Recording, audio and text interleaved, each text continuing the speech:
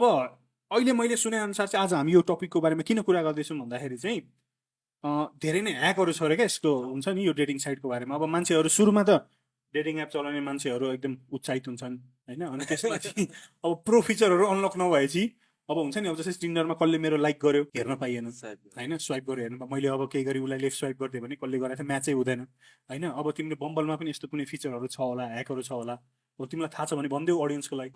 थाहा भएको त अब म त्यस्तो प्रोफेसनल त होइन, त्यही नि मैले नि अरूसँगबाट सुनेको होइन होइन होला।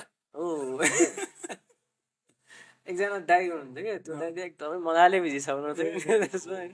त्यो दाइले सिकाइदिन मलाई के रहेछ भने अब जस्तै क्रोममा चाहिँ होइन, क्रोम ब्राउजरमा चाहिँ भायोलेन्ट मङ्की भन्ने एक्सटेन्सन रहेछ, त्यसले चाहिँ त्यो स्क्रिप्ट मोडिफाई गरेर चाहिँ टिन्डरमा त्यो आफूलाई कसले राइट स्वाइप गरेछ त्यो टिन्डरमा टिन्डरमा त्यो ब्लरी इमेज हुन्छ नि त, आफूलाई 80% लाइक भन्ने हुन्छ नि त होइन, त्यसमा क्लिक गरिसकेपछि इमेज देखाउँदो रहेछ, अरू इन्फर्मेसन त देखाउनु नामसम्म देखाएन, इमेज मात्र देखायो भने मतलब भएन त्यो इमेज मात्र हेर कि होइन। त्यो इमेज अब सपोज तिमीले त्यो इमेज भेटिहाल्यो अरे अनि राइट स्वाइप त गर्न पायो नि त तिमीले।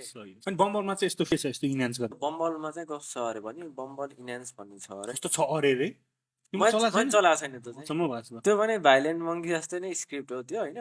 त्यसमा चाहिँ सपोज अब कसैले तिमीलाई राइट स्वाइप गरेछ होइन, राइट स्वाइप गरेछ अनि तिम्रो त्यो राइट स्वाइप गर्ने हुन्छ नि एक्सेस, त्यो लिमिट भएको छैन भने चाहिँ तिमीले त्यो लाइक्ड हुन्छ नि ब्लरी इमेज देखाउँछ नि, त्यसमा गएर अनि फेरि पछि त्यो पिपलहरू देखाउने हुन्छ नि, त्यसमा गएर हेऱ्यो भने फर्स्टमा जुन मान्छे देखाउँछ त्यो मान्छेले चाहिँ तिमीलाई राइट स्वाइप गरेको हो अरे भन्ने चाहिँ मैले सुनेको थिएँ है। त्यो कतिको इफेक्टिभ हो मलाई थाहा भएन, त्यो चलाएकै मान्छेबाट सुनेको, अब हुन त इफेक्टिभ नै होला होइन।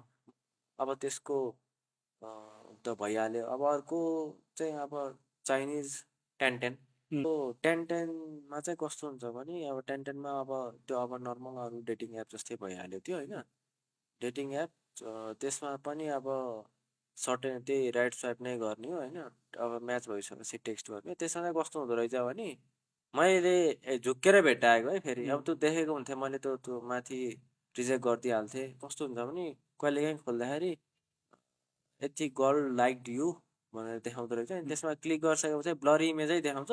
त्यो इमेजमा ब्लरी इमेजमा क्लिक गर्दाखेरि चाहिँ त्यो मान्छेको प्रोफाइल प्रोफाइल त नभनौँ जे होस् इमेज देखाउँदो रहेछ।